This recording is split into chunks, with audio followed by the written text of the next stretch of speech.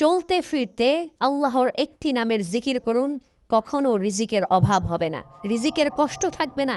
আল্লাহ পাক রব্বুল আলামিন কখনো অভাবে রাখবেন না। মনে রাখবেন, আল্লাহ পাক রব্বুল আলামিনের কিছু গুণবাচক নাম রয়েছে। এই নামের ভিতরে এতটা পাওয়ার রয়েছে। আল্লাহ পাক রব্বুল আলামিনের একটি নামের যদি আপনি জিকির করতে পারেন, আল্লাহ পাক রব্বুল আলামিন আপনাকে সকল বিপদ আপদ থেকে, অভাব থেকে আল্লাহ তাআলা আপনাকে হেফাজত করবেন। বর্তমান আমাদের সোসাইটির ভিতরে অনেক মানুষ এমন রয়েছে যারা অভাবের ভিতরে পড়ে আছে, কারো কাছে কিছু চাইতেও পারে না, কারো কাছে কিছু বলতেও পারে না। এমন কিছু পিপল আমাদের সমাজের ভিতরে রয়েছে। আমরা আল্লাহ তাআলার কাছে সঠিকভাবে চাই না, আমরা মানুষের কাছে চাই। যখনই বিপদে পড়ি মানুষের কাছে দৌড়াই। নো, আল্লাহ তাআলার কাছে চাইতে হবে। আল্লাহ তাআলার গুণবাচক নাম নিয়ে যদি দোয়া করা হয় তাহলে আল্লাহ তাআলা সেই দোয়াটা কবুল করেন। আল্লাহ তাআলা পবিত্র কোরআনুল কারীমের ভিতরে নিজেই বলে দিয়েছেন, ওয়ালিল্লাহিল আসমাউল হুসনা ফাদউহু বিহা। যদি কোনো ব্যক্তি আল্লাহ তাআলার নাম নিয়ে দোয়া করে, আল্লাহ পাক রব্বুল আলামিন সেই দোয়াগুলো কবুল করে নেন। এবং আল্লাহর প্রত্যেকটা যে গুণবাচক নাম রয়েছে, এই নামের ভিতরে এক্সট্রা পাওয়ার রয়েছে। যেই নামটির কথা বলবো সেটা হচ্ছে, আল্লাহ তাআলার একটি নাম রয়েছে ইয়া রাজ্জাক, যিনি রিজিক দাতা, যিনি আমাদেরকে রিজিক দেন, যিনি আমাদেরকে লালন পালন করেন, যিনি পাখিকে পর্যন্ত রিজিক দেন। সাগরের সমুদ্রের তলদেশে যদি কোনো ছোট্ট কোনো প্রাণী থাকে, আল্লাহ পাক রব্বুল আলামিন সেটার রিজিকেরও ব্যবস্থা করেন। আল্লাহ তাআলা পবিত্র কোরআনুল কারীমের ভিতরে নিজে বলে দিয়েছেন, 12 নম্বর পারার 1 নম্বর পৃষ্ঠার 1 নম্বর লাইন, সূরা হুদের 6 নম্বর আয়াতে আল্লাহ তাআলা বলেন, ওয়ামা মিন দাব্বাতিন ফিল আরদি ইল্লা আলাল্লাহি রিজকুহা। দুনিয়ার ভিতরে এমন কোনো প্রাণী নেই যেই প্রাণীকে আল্লাহ তাআলা রিজিক দেন না। অর্থাৎ আল্লাহ তাআলা সকলকে রিজিকের ব্যবস্থা করেন। আমার আপনার রিজিকের ব্যবস্থাও কিন্তু আল্লাহ তাআলা করেন।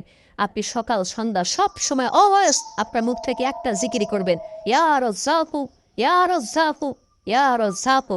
এই চমৎকার ছোট্ট একটা জিকির যদি আপনি করতে পারেন, তাহলে কিন্তু আল্লাহ তাআলার পক্ষ থেকে সাহায্য আসবে, রিজিকের কোনো অভাব আপনার থাকবে না। দেখুন, আপনি যেখানে যে কাজটা করতেছেন, অফিসিয়াল কাজ করেন আর যেই কাজটাই করেন না কেন, আপনি প্রত্যেকটা কাজ হাত দিয়ে করতেছেন। আপনি হাঁটতেছেন, পা দিয়ে হাঁটতেছেন, কিন্তু মুখের কোনো কাজ দেয়। আপনি মুখ দিয়ে হাঁটতেছেন, আপনি জিকির করতে পারেন, ইয়া রাজ্জাকু, ইয়া রাজ্জাকু, ইয়া রাজ্জাকু। আপনি চলতেছেন, জিকির করতে পারেন। আপনি হাত দ্বারা কোনো কাজ করতেছেন, জিকির করতে পারেন, ইয়া রাজ্জাকু। এটা করলে কিন্তু আল্লাহ তাআলার পক্ষ থেকে সাহায্য আসবে। রিজিকের অভাব কখনো আপনার সংসারের ভিতরে থাকবে না। ওই ঘর থেকে আল্লাহ তাআলা রিজিকের অভাব দূর করে দিবেন।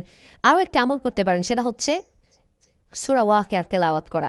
যেই ঘরের ভিতরে সূরা ওয়াকিয়ার তেলাওয়াত হয়, ওই ঘরের ভিতর থেকে আল্লাহ তাআলা অভাব দূর করে দেন। আমার মুসলমান বন্ধুগণ, আব্দুল্লাহ ইবনে মাসউদ রাদিয়াল্লাহু তাআলা আনহু তিনি যখন অসুস্থ হয়ে পড়লেন, অসুস্থ হয়ে পড়ে যাওয়ার সাথে সাথে ওসমান রাদিয়াল্লাহু তাআলা আনহু তার কাছে গেলেন। তিনি বললেন, আপনি তো একেবারে এমনভাবে অসুস্থ হয়ে পড়েছেন, আল্লাহ তাআলা আপনাকে কবুল করুন। আপনি যদি চান, যেহেতু আপনার কাছে বেশি কোনো সম্পদ নেই, আপনার সন্তানরা রয়েছে, আপনার কিছু মেয়েরা রয়েছে, যদি আপনি দুনিয়া থেকে বিদায় নেন, আমি বাইতুল ফান্ড থেকে আপনার জন্য কিছু খাবার সামগ্রী পাঠিয়ে দিব। দেখুন সাহাবায়ে কেরামরা কেমন ছিলেন আর আমরা বর্তমানে কেমন হয়ে গিয়েছি। ওসমান রাদিয়াল্লাহু তাআলা আব্দুল্লাহ ইবনে মাসউদ রাদিয়াল্লাহু তাআলার কাছে গিয়েছেন এবং এই বিষয়ে যখন কথা বলতেছেন, এমন সময় আব্দুল্লাহ ইবনে মাসউদ রাদিয়াল্লাহু তাআলা বললেন যে, আমাকে কোনো খাবার দিতে হবে না, কোনো কিছু বাইতুল ফান্ড থেকে আমাকে দিতে হবে না, কেননা রাসূলুল্লাহ সাল্লাল্লাহু আলাইহি ওয়াসাল্লাম আমাকে এমন একটা সূরার কথা বলে গিয়েছেন, যদি কোনো ব্যক্তি এই সূরা তেলাওয়াত করে তাহলে আল্লাহ তাআলা সেই ঘরের ভিতরে কখনো খাবারের অভাব রাখবে না। সাথে সাথে তিনি বললেন যে, আমাকে রাসূল সাল্লাল্লাহু আলাইহি ওয়াসাল্লাম সূরা ওয়াকিয়া তেলাওয়াত করতে বলেছেন। আমি আমার মেয়েদেরকে সূরা ওয়াকিয়া শিক্ষা দিয়েছি। তারা সূরা ওয়াকিয়া পড়লে আল্লাহ তাআলা সেই ঘরের ভিতরে কখনো অভাব রাখবে না। এজন্য অবশ্যই আমরা সঠিকভাবে এই আমলগুলো করার চেষ্টা করব।